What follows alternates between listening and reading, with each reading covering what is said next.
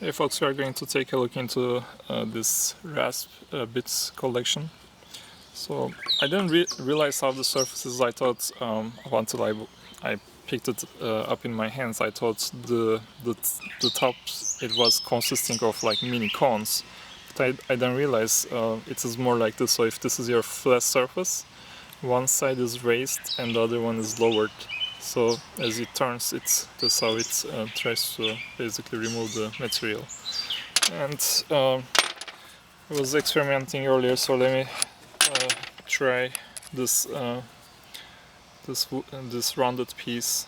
So I'm not sure what's the best way to clean them, but basically this one you can kind of move back and forth and to kind of make a tiny slot here.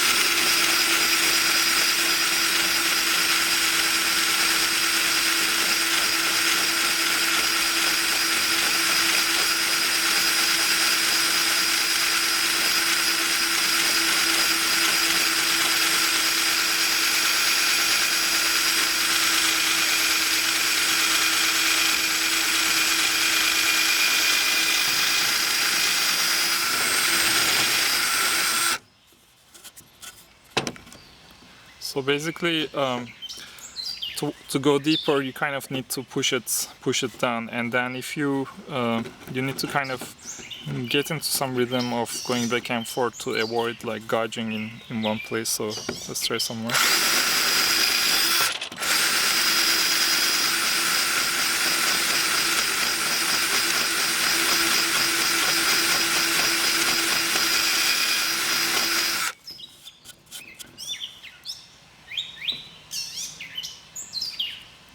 Alright, so let's also try removing the edge of the wood, which is a bit more easy.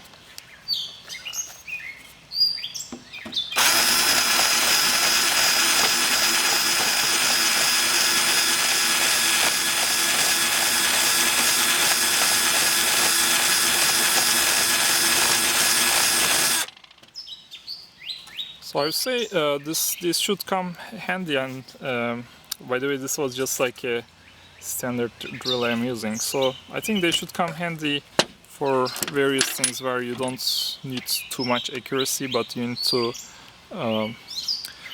to remove some material. And I assume accuracy could be attained by just making sure you are consistent with your moves and you're not like spending too much time on one place only. So I had tried earlier. This is a prior attempt to make a slot, and so overall I think you should be able to find some good use to them.